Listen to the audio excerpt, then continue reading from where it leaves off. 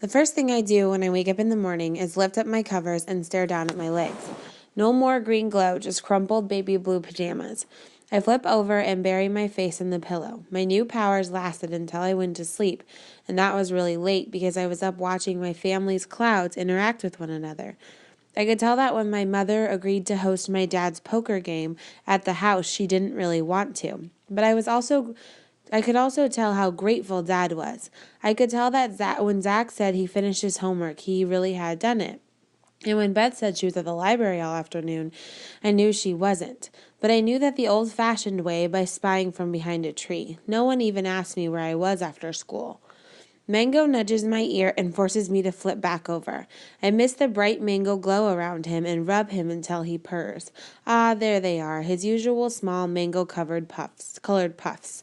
Today is Thursday, I tell myself as I brush my teeth. That's one day closer to when I can go back to the acupuncturist.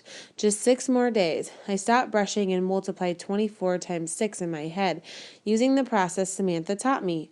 144 hours. That is not good. Something must be done. As I hop in the shower, it occurs to me that a few weeks ago I would have been ecstatic to have multiplied numbers in my head. I guess life is all about priorities. Right before homeroom, I corner Roger by his locker and ask him if we can get an earlier appointment, like for this afternoon.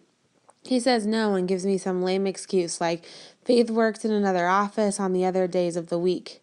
I notice as he walks away that his limp is getting better. I might have to kick him so he'll keep needing the acupuncture. In history class, we break up into our groups. I hand each of my group members a copy of my cleanly typed research paper and collect theirs in return. Someone is to combine our 4 papers into one report, and it isn't going to be me. I've done my share. I lean back to my seat and fold my arms. I think we need something more than just a written report, Jonas says, tapping his pencil on the plastic desk to some beat. How about we make a scale model of the ship? Mia, you're the artist, right? Huh? I untangle my arms. Can't they tell my role in this is finished? Come on, Mia, Roger coaxes. We'll worry about the written part if you make a model of the ship, or a painting even. But I already did all that research, I tell them, aware of the whine in my voice. Now you're saying I could have painted a picture all along? Jonah waves my papers in the air. You only wrote a page and a half. That's all the information there was on the Igbo religion, I insist. Honestly. Just do the painting, Laura snaps at me. If I could paint, I would do it myself. Fine, I tell them, so they'll leave me alone. Make sure you write it down so you'll remember, Jonas says. We present the project the day before Thanksgiving. When we get back to our regular desks, I make a big show of adding the task to my homework list. At least if I'm busy painting, then this week will fly by faster. It's been a while since I've painted anything that wasn't an art class assignment. In Spanish, the teacher hands back our in-class essays from the day before. I got a C minus, which pathetically enough I'm happy with. When Zach and I get home from school, we find a note stuck on the front door in Mom's handwriting. Tonight is the food drive at the elementary school. Everyone be home by 6:30. McDonald's on the way there. Wear sneakers. No excuses. Every year around this time, we put boxes of Thanksgiving food together for the people in town who can't afford it. Some of the extra boxes go to a homeless shelter in Chicago. The food drive takes place in the gym at my old elementary school, and we've gone for the last 3 years. Any activity to pass time faster is fine with me. Plus, this will cover me in the good deeds department. Good, Zach says, pushing open the door. Another hamburger for the scoreboard. It's been too long. You were just there last week for that kid's birthday party. You're right, he says, slapping his forehead dramatically. I forgot to enter that one. He throws his jacket in the hall closet before bounding up the stairs to his room. Aren't you getting a little too old for birthday parties at McDonald's? I ask as I pass his room. He's too busy filling in the date of his missed burger to answer. I sit down at my desk and scratch through the piles of Igbo books for a good picture of the ship. I have the picture picked out and tacked up to my canvas when Dad yells upstairs that it's time to go. Where's Beth? I ask as I slide into Dad's back seat next to Zach. She had a prior engagement, Zach says, perfectly imitating Mom's voice. Mom throws him a look from the front. She has a school project she has to finish. So do I say.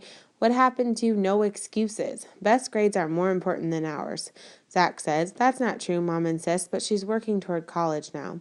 We pull out of the driveway and head into town. I bet she's out with Brent anyway, I whisper to Zach. Oh, I'm sorry, Zach says innocently. Are you talking to me again? It's been so long since you said anything nice. Never mind, yoga boy. I turn around toward the window. Missing link, dork. Don't make me pull over, Dad threatens good-naturedly. Zach leans over and whispers, What do you know about Beth and Brent? Plenty, but I'm not telling. I'll find out anyway, he says, just like I found out about your boyfriends. Don't make me hurt you, I warn him as the golden arches of McDonald's come into view. Zach dances out of the car singing 126, Here I Come. My mom makes us scarf down our food in 4 minutes, reinforcing the definition of fast food. By the time we arrive at the school gym, it's crowded with families. I force myself to tune out the noise so the colors don't overwhelm me. Not an easy feat, but I can do it if I concentrate. My family splits up. Dad heads over to the frozen turkey area. Mom goes to the distribution tables, and Zach and I join the kids packing up boxes. The woman hands us a list of the items that go in each box and sends us off to the canned food shelves. She looks vaguely familiar to me, but I can't place her. Zach tosses me a can of yams, and as I place it in the cardboard box, it suddenly hits me where I've seen her before. The supermarket. She's Billy's mother. Hands shaking, I leave Zach as he's about to throw me a can of cranberry sauce. Weaving through the crowd, I find her piling bags of stuffing onto a table. I take a deep breath and tap her on the shoulder. You're Billy's mother, right? She turns around and scans my face. I can tell that she's coming up empty. Do I know you? She asks, holding onto a large bag of stuffing. Not really, I admit, but a few months ago, my mother and I were in line at the supermarket in front of you and your son. He told me my name was Purple and Orange, and I tried to call you, but your number... She holds up her hand to stop me. I'm so sick of that colors nonsense. I don't know where he gets his imagination from. He's so different from his sister. She never tried to fill people's heads with this sort of thing. She's a cheerleader, about your age, I'd guess. Her name's Amy. Maybe you know her? I don't feel like telling her. I'm not friends with any cheerleaders, so I just shake my head. But about Billy, it's not his imagination. Other people see letters and numbers in color. I do, in fact. Her grip tightens on the bag, but she doesn't say anything. I continue. There's a meeting a few weekends from now that he could come to. I can get you the information. Thank you for your interest in Billy, she finally says before abruptly turning away. She bends down to...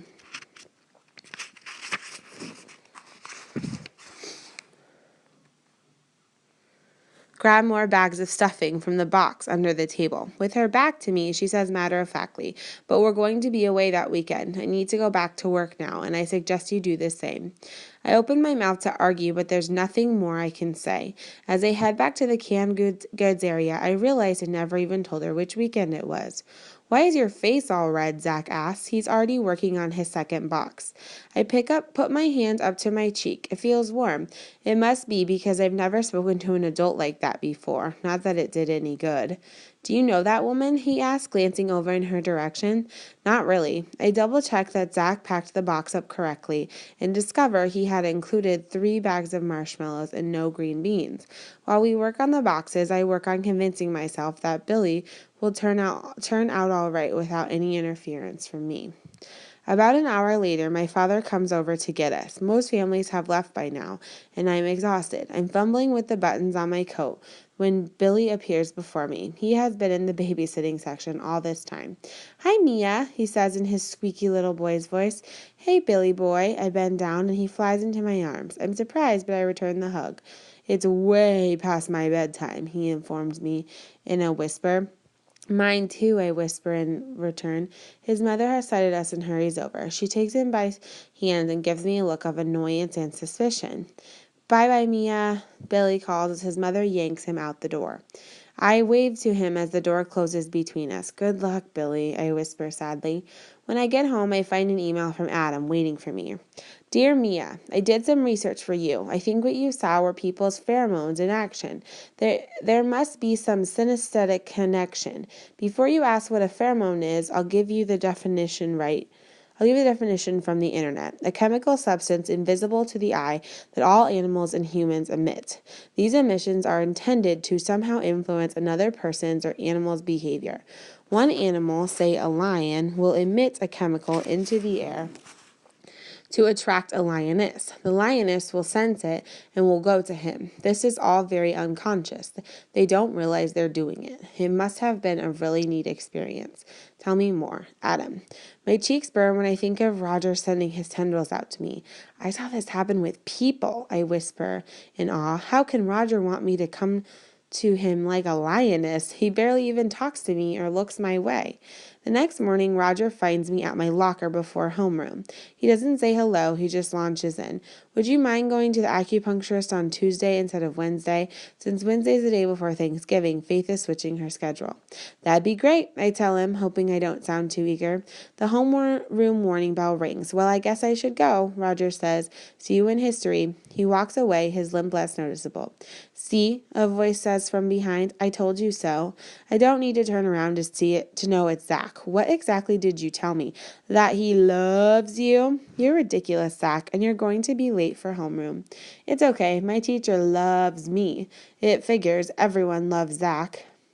Always loves Zach. After school, Jenna and I ride our bikes down the bumpy road to the country store to get decorations for her party. We don't bother to lock up our bikes since there's no one around. We don't bother to lock up our bikes since there's no one around to steal them. Whenever we come down here, I feel like we're characters from Little House on the Prairie. We've known old Mike, the owner of the store, since we were tall enough to reach the candy shelf. When he sees us, he slides a small box out from under the counter. I got the balloons, young ladies, he says, placing the box on the counter. I still don't understand why anyone would want black balloons for a party. It's part of the theme, Jenna explains. Black is sophisticated. Old Mike laughs his deep belly laugh. I'm not so sure what he's laughing at. Sophistication comes a little slow in these parts, he says. Well, Jenna replies, digging into her pocket for the money her dad gave her. I figure it's my job to help it along. She pays for the balloons and streamers, and we head straight for the candy section. Jenna carefully scrutinizes the chocolate while I decide between the Gobstoppers and Bazooka Gum. I choose both. So you'll never believe what Rebecca did yesterday, Jenna says offhandedly. Let me guess, she did something nice to you? Yes, can you believe it? Jenna finally selects a peppermint patty, and we head back to the counter to pay for the candy. What exactly did she say? She told me she could French braid my hair for the party. I always knew the woman was pure evil. Are you going to let her do it? No, I don't think I am. Why do you think I should? I shrug. A French braid might look sophisticated. We say goodbye to old Mike, take our bundles, and pack them into the basket on Jenna's bike. Before we leave, Jenna says, I don't just want her to think I like her. Somehow, I don't think you need to worry about that. Over the weekend, I work on the Igbo slave ship painting and try to catch up on some homework. I take a break and log onto the Synesthesia website. There's a new article titled, How I Got Over My Fear of French. It's about this woman who had to learn French for her job and was having a lot of trouble. I scan the article hungrily, hoping it can help me learn Spanish. After trying many different ways of matching up her colored letters, she finally found something that worked. For her, the color of dog in English is green, but the French word chien is light blue. So, to remember how to say dog in French, she pictured being on the street in France and remembered that the French dog is light blue. I don't know if this would work for me, but it's worth a try. Someday I'll get around to it. When Tuesday afternoon finally arrives, I feel like I'm going to burst if I don't lie on that acupuncture table soon. I'm so fidgety in the car that Roger asks me if I want to go first this time. How can I say no? Finally, the time has come. Faith asks me how my ears are feeling, and it takes me a second to remember my earache. I tell her my ears feel better, but they still hurt. She nods and explains that the mild electric currents might help speed up the healing process. Once all of the needles are in place, the balls instantly reappear. A sigh of relief escapes my lips. I don't even need to open my eyes to tell that brownish pink glow around her is back too. I'm magic again. A humming noise alerts me to the fact that the electric current has been switched on. I feel a slight pulling on the needles as she attaches the wires. Then fireworks go off in my head.